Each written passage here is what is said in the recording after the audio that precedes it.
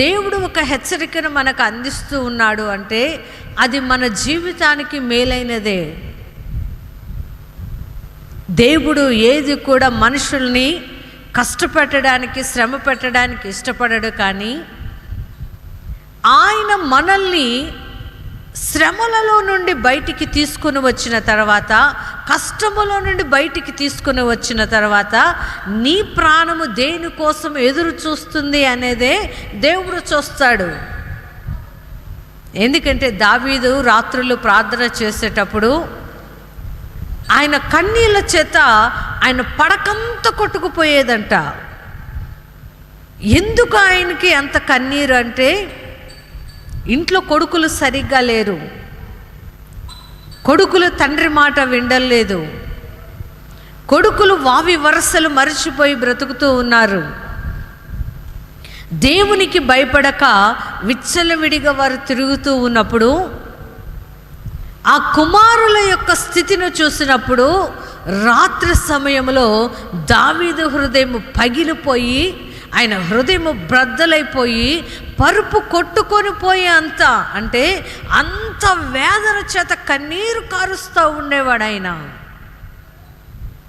అందుకే ఆయన అంటాడు, నా ప్రాణమా నాలో నువ్వు ఎలా కృంగి ఉన్నావు, నన్నెందుకు నీవు తొందర పెట్టుచున్నావు అని తన ప్రాణమునకి మాటలు చెప్పుకుంటూ ఉన్నాడు దావీదు. దేవుడు మనకి ప్రాణమునిచ్చాడంటే అది చాలా విలువైందండి. కొంతమంది అంటారు, ఏం ప్రాణములండి, కళ్ళు మూస్తే వెళ్ళిపోయిద్ది, వెళ్ళిపోయిన తర్వాతే ఉంది మన జీవితం. వెళ్ళిపోకముందు ఉండే ఈ జీవితము ఖచ్చితమైనది కాదు, కానీ మన ప్రాణము వెళ్ళిపోయిన తర్వాత ఉంటుందే అదే సరి అయిన జీవితము. హల్లెలూయా. ఆ జీవితము కొరకు, ఆ జీవితము జీవించుట కొరకు ఈ భూమి మీద ఈ సమయంలో మనము మన ప్రాణమును దేవుని కోసము ఎదురు చూసేదానిగా చేయాలి. చాలామందికి ఎదురు చూడడం అంటే కొంచెం కష్టం. అదే బస్ స్టాండ్లో బస్ కోసం ఎంతసేపు అయినా ఏం చేస్తావు, ఎదురు చూస్తావు. ఎందుకంటే టికెట్ కొనుక్కున్నాం కదా డబ్బులు పెట్టి,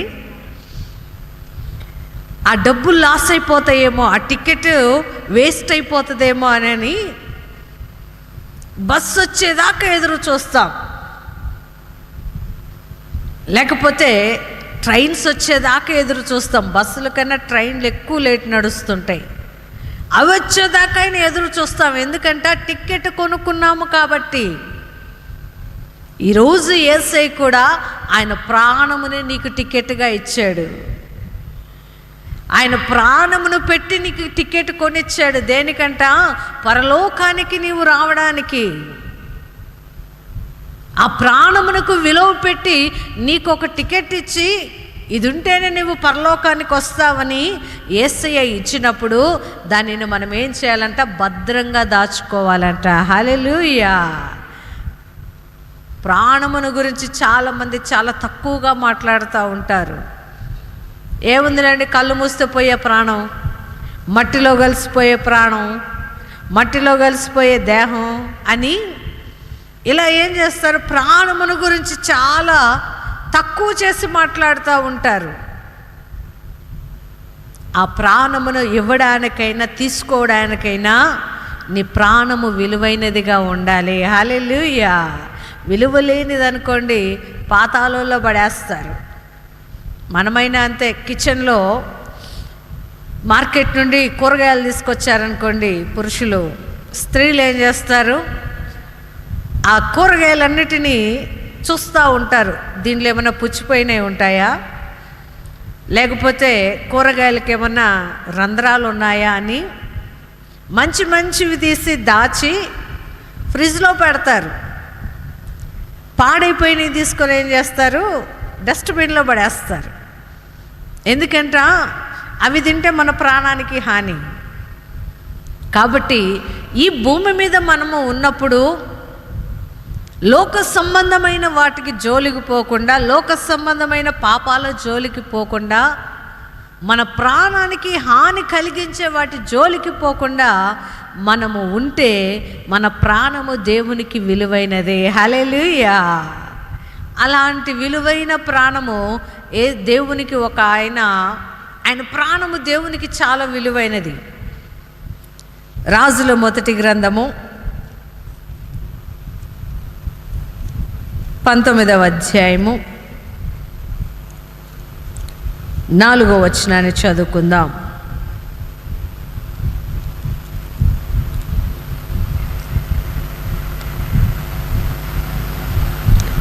ఇక్కడ ఏలియా అనే ఒక దైవజనుడు కనబడుతూ ఉన్నాడు. ఆయనకు కూడా ఆయన ప్రాణం అంటే చాలా లోకువైపోయింది.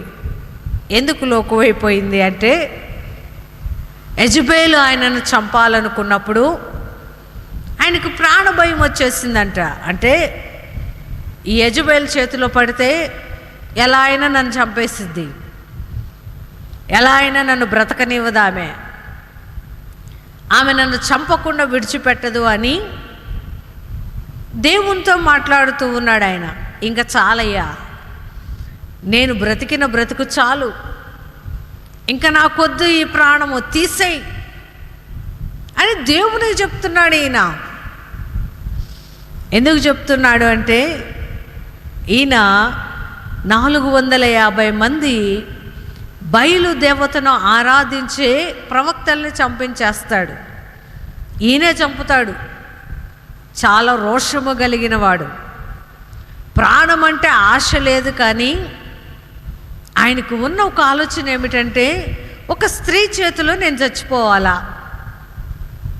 ఒక ఆడామె చంపమంటే నేను చచ్చిపోవాలా, ఇలాంటి ప్రాణం నాకు ఉంటే ఏంది, లేకపోతే ఏంటి అని దేవునితో మాట్లాడుతూ ఉంటాడు. ఎందుకయ్యా నువ్వు ఇక్కడ కూర్చున్నావంటే ఆయన అంటాడు, అయ్యా నేను నా పితరుల కంటే గొప్పవాడని కాదు, నా తల్లిదండ్రుల కంటే గొప్పవాడని కాను, ఇంకా చాలయ్యా నాకు ఈ జీవితం, నా ప్రాణం తీసేయి అని దేవుని అడుగుతూ ఉన్నాడు. అయితే ఆయన ప్రాణము దేవునికి విలువైనది కాబట్టి ఏలియా చెప్పిన వెంటనే దేవుడు ఆ పని చేయలేదు. హల్లెలూయా. ఎందుకట ఆయన దేవుడు ఏ పని చెబితే ఆ పని చేయడానికి ఇష్టపడే వ్యక్తి. ఆయనను గురించి ఆయన ఒక మాట చెప్తాడు, నేను చాలా రోషము కలిగిన వాడని. ఏలియా ఎవరంట? రోషము కలిగిన వాడంట. ఈ రోషము కలిగిన వాళ్ళు డబ్బుకి లోబడరు, అధికారానికి లోబడరు, తిండికి లోబడరు, బట్టలకి లోబడరు, లోకములో ఉండే వేటికి కూడా వీళ్ళు లోబడరు. మరి ముఖ్యంగా దేవుని మాటకు వ్యతిరేకంగా చేస్తున్న వారి దగ్గర అస్సలు లోబడరు. ఇలాంటి వ్యక్తి ఆ కాలములో లేడు, ఎవ్వరూ లేరు. అంటే ఈ రోజుట్లో చూస్తే చాలామంది పాస్టర్లు కూడా ఎలా ఉన్నారు అంటే, వాళ్ళకి అవసరము లేకపోయినా కూడా రాజకీయ నాయకులతోటి స్నేహాలు.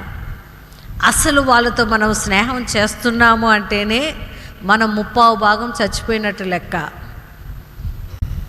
ఎందుకంటే వారిని గురించి ప్రార్థన చేయడం తప్పు కాదు, కానీ వారు మన కొరకు మంచి పరిపాలన ఇవ్వాలి అని ప్రార్థించడము తప్పు కాదు, కానీ వారి కోసము వారి కంటే కూడా మనం తక్కువగా నిలబడితేనే దేవునికి నచ్చదు. యెజబెలు రాణి, కానీ ఈయనకేమో రోషం ఎక్కువ. ఎందుకు రోషం ఎక్కువ? ఆయన అంటాడు, నేను జీవము కలిగిన దేవుని కలిగి ఉన్నాను, సైన్యములకు అధిపతియగు యెహోవాను నేను తెలుసుకున్నాను, కాబట్టి మనుష్యులు కల్పిస్తున్న అధికారం వైపు ఈయన తల వంచడు, వారికి లొంగిపోడు. కానీ ఈ దినాల్లో సేవకులు ఎలా ఉన్నారంట, రాజకీయ నాయకులు ఈడ నిలబడితే మన పాస్టర్లు ఆడ కింద కూర్చొని ఉంటారు.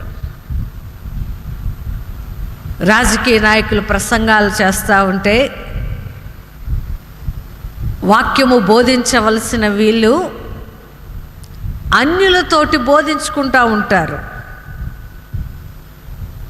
ఇలాంటి జీవితాన్ని దేవుడు ఇష్టపడడు. అంటే చాలామంది అంటారు కదా, రాజీ పడిపోయి బ్రతుకుతున్నామండి అని. అలాంటి ప్రాణమునకు దేవుడు విలువివ్వడండి. ఏలియా రాజీ పడని వ్యక్తి, దేనికి రాజీ పడడు. దేనికోసమంట, దేవుడు నాతో మాట్లాడతాడు, పరిశుద్ధుడైన దేవుని కలిగి ఉన్నాను, ఆయనను మించిన వారి భూమి మీద ఎవ్వరూ లేరని రోషముతోటి పౌరుషముతోటి బ్రతికే వ్యక్తి. చాలామంది అంటారు, ఈ రోజుట్లో పౌరుషాలు ఏందండి? నువ్వు ఎక్కడైనా పౌరుషంగా ఉన్నా లేకపోయినా దేవుని విషయము ఎవరైనా కూడా రోషము కలిగి ఉండాలి. హల్లెలూయా. ఆ ప్రాణాన్ని నువ్వు తీయమని అడిగినా కూడా దేవుడు ఇవ్వడు. ఎందుకంటే మనలాంటి ప్రజలు, మనలాంటి వారు ఉంటేనే దేవుని పని జరుగుతుంది. ఆయన ఏమి తన ప్రజలకి చెప్పాలనుకుంటున్నాడో వాటిని వినే మనస్సు ఉంటుంది. కాబట్టి రోషము కలిగిన దైవజనుల్ని దేవుడు వెంటనే తీసుకోడండి. ఎందుకంటే బైబిల్లో యేసు ప్రభు ఒక మాట అంటాడు, నువ్వు వెచ్చగానైనా ఉండు, చల్లగానైనా ఉండు, నులువెచ్చనగా ఉంటే నా నోటు నుండి నిన్నేం చేస్తాడంట, బయట కూసేస్తాడంట. ఆయన నోట్లో ఏముంది? జీవం ఉంది. ఆయన నోట్లో జీవం ఉంది. ఆ జీవము కలిగిన దేవుడు మనల్ని బయటికి ఊసేస్తాను అంటే అర్థం ఏమిటి? మన ప్రాణం పోయిద్దని అర్థం. ఈ మాటను చాలామంది భలే ఈజీగా చెప్పుకుంటాం. దేవుడు నోట నుండి ఊసేస్తాడు అంటే ఈ భూమి మీద నీ పని అవసరం లేదు దేవునికి అని అర్థం. కానీ ఏలియా ప్రాణమును తీయకూడదని దేవుడు అనుకుంటున్నాడంట. ఈ రోజులో ప్రాణము కోసము చాలామంది రకరకాలుగా బ్రతుకుతూ ఉంటారు కదా. కొంతమంది అంటారు, ఏం బ్రతుకోలేనండి, ఏమి జీవితమో లేనండి, ఎంత సంపాదించినా ఈ జానడు పొట్ట కోసమేగా. అంటే మానసికంగా అంతగా అలసిపోయారు వాళ్ళు, శారీరకంగా అంత నలిగిపోయారు. కాబట్టి వారికి అలాంటి బాధను కలిగించే మాటలు వస్తాయి. జానడు పొట్టే నిజమే. ఈ జానడు పొట్టలో ఇప్పటికి దాదాపుగా ఒక 100 కోళ్ళు తిని ఉంటాం. కోళ్ళు 100 కేజీలు కాదు, 100 కోళ్ళు తిని ఉంటాం ఒక్కొక్కళ్ళం. నాకు చికెన్ అంటే ఇష్టం. 100 కోళ్ళు తిని ఉంటాం. ఏంటంటే జానడు పొట్టకే. ఈ జానడు పొట్ట కోసమే మనుషులు కష్టపడుతూ ఉన్నారు. కానీ ఏలియా అంట ఎవరి కోసం బ్రతుకుతూ ఉన్నాడంట? జీవము కలిగిన దేవుని కోసం బ్రతుకుతూ ఉన్నాడు. హల్లెలూయా. జీవము కలిగిన దేవుణ్ణి అనుసరిస్తున్న ప్రజల కోసం బ్రతుకుతూ ఉన్నాడు ఏలియా. అలాంటి వారి ప్రాణము వాళ్ళు అడుగుతున్నా కూడా తీయడు. ఎందుకంట సంపూర్ణమైన జీవితమును వారు జీవించాలి. ఆ సంపూర్ణమైన జీవితములో దేవుడు ఎంత రోషము గలవాడో వాళ్ళు తెలుసుకోవాలి. దేవుడు ఎంత బలవంతుడో ప్రజలు గ్రహించుకోవాలి. దేవుడు ఎలాంటి అద్భుత కార్యాలు చేస్తాడోనని ప్రజలు రుచి చూడాలి. కాబట్టి రోషము కలిగిన సేవకులని దేవుడు ఎన్నటికి చంపడు. హల్లెలూయా. వాళ్ళ ప్రాణాన్ని విలువగా చూసుకుంటాడు ఆయన. అవునండి, రాత్రి సమయము మన ప్రాణము దేనికోసం ఆశపడుతూ ఉంది? రాత్రి సమయము మన ప్రాణము దేని గురించి తలస్తూ ఉంది? రాత్రి సమయము మన ప్రాణము దేనికోసం ఎదురు చూస్తూ ఉంది? గొప్ప గొప్ప దైవజనులు, దేవుణ్ణి ప్రేమించే వారందరూ కూడా సొమ్మసిల్లిపోయినప్పుడు, వారి ప్రాణము సొమ్మసిల్లిపోయినప్పుడు దేవుని మాటల్ని, ఆయన ధర్మశాస్త్రాన్ని వారు చదువుతూ ఉన్నప్పుడు వారి ప్రాణము బలపడుతూ వచ్చిందండి. హల్లెలూయా. ఏలీయా గారి ప్రాణము కూడా దేవుని పని చేసి ముగించిన తర్వాత బలహీనపడితే దేవుడు ఏలీయా గారి కోసం ఏం చేస్తాడంట, భూమి మీదకి దేవదూతల్ని పంపించాడంట. హల్లెలూయా. ఆయన హృదయాన్ని బలపరచడానికి, ఆయన ప్రాణము తెప్పరిల్ల చేయడానికి తన దూతల్ని ఆయన దగ్గరికి పంపించి చక్కగా ఏం చేశారంట, వాళ్ళు కాల్చిన రొట్టెలు తీసుకొచ్చారంట. కాల్చిన రొట్టెలు, మాంసమును తీసుకొచ్చి ఆయనకి ఆ రాత్రి చక్కగా ఆహారము పెట్టారంట. హల్లెలూయా. అవునండి, దేవుని కొరకు రోషముగా నిలబడిన వారి ప్రాణము ఆయన దృష్టిలో విలువైనది. నువ్వు ఎంత బతిమాలినా, ఎంత బామాలినా దేవుడు దాన్ని తీసుకోడు. అదే మనము రోషము లేకుండా ఏదో వచ్చాం కదా దేవుని పని చేయాలి, ఏదో నిలబడ్డాం కదా దేవుని మాటలు చెప్పాలి, ఏదో దేవుడు అక్కడ నిల్చోబెట్టాడు కాబట్టి ఏదో ఒకటి చెప్పాలి అనే జీవితాలు దేవునికి ఇష్టము లేదు. కానీ ఏ పనైనా కూడా ఆయన కొరకు రోషంగా మనము నిలవబడితే సొమ్మసిల్లిన మన ప్రాణమును తెప్పరిల్ల చేయువాడు ఆయనే. హల్లెలూయా. ఈరోజు ఉదయం అంతా చాలా 3 రోజుల నుండి భలే అలసిపోయా, బాగా శరీరం అంతా బలహీనపడిపోతూ ఉంది.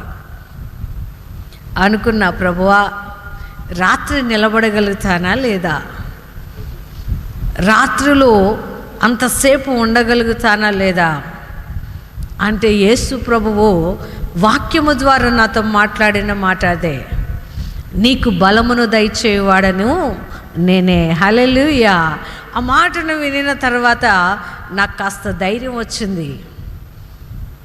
ఎందుకంటే మనము ఆయనను ఆశ్రయించినప్పుడు, మనము ఆయన దగ్గరికి వెళ్ళినప్పుడు మనకి ఏమి కావాలో, ఏది ఇవ్వాలోనని మనకే దేవుడు తెలియచేస్తాడు. అంత శక్తి మనకి ఎప్పుడు ఎలా వస్తుందంట, రాత్రి సమయాల్లో వస్తుందంట. హల్లెలూయా. రోజు మెలుకున్నాకపోయినా పర్వాలేదు. కొంతమంది అంటారు అప్పుడప్పుడు, ఈ రాత్రి నాకు నిద్ర పట్టలేదండి, మనసంతా ఏదో గలిబిలిగా ఉంది, మనసంతా ఏదో బాధగా ఉంది, రాత్రంతా నిద్ర రాలేదండి అంటారు. ఆ బాధ కలిగిన మనసుతోటి ఆ నిద్ర రాని సమయంలో, ఆ టైంలో నువ్వు దేవునితో మాట్లాడితే, నీతో దేవుడు మాట్లాడాలనుకున్నవి, నీకు తెలియచేయాలనుకున్నవి, క్షేమకరమైన ప్రతి సంగతిని దేవుడు నీకు తెలియచేస్తాడు. దేవుడు మనతో మాట్లాడి అయిపోయిన తర్వాత చక్కగా నెమ్మదిగా నిద్ర వస్తుందండి. హల్లెలూయా. కాబట్టి మనము రాత్రి సమయాల్లో దేవునితో దేనికి మాట్లాడాలంట, ఆయన ప్రజల క్షేమము కొరకు, ఆయన ప్రజలకి ఆయన ఏమి చేయాలనుకుంటున్నాడో వాటిని వినడము కొరకు, ఆయన చేసిన మేలులను మర్చిపోకుండా కృతజ్ఞత కలిగి ఉండడానికి, దేవుని విడిచిపెట్టకుండా ఉండడానికి దేవుడు మనతో రాత్రులు మాట్లాడతాడు. హల్లెలూయా. ఎవరితో మాట్లాడతాడంటే ప్రాణముతో మాట్లాడతాడంట.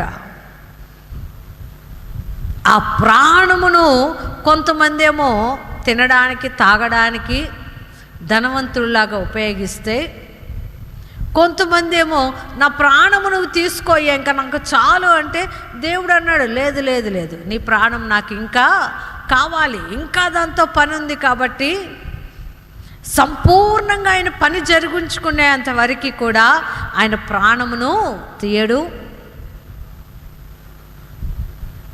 ఆ ప్రాణమును ఆయన ఏం చేసుకుంటాడు, దాచుకుంటాడు, అంటే జాగ్రత్త చేస్తాడు.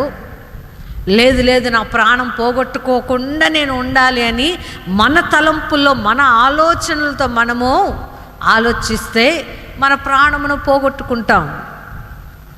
కాబట్టి ఈ దినము రాత్రి మన హృదయము, మన ప్రాణము దేనిని వెతుకుతుంది, దేనికోసం ఎదురు చూస్తుంది అని మనల్ని మనము పరిశీలన చేసుకున్నప్పుడు దేవుడు ఖచ్చితంగా మనతో మాట్లాడతాడు. హల్లెలూయా. ఈ రాత్రి అటువంటి ధన్యతను దేవుడు మనందరికి దయచేయనుగాక.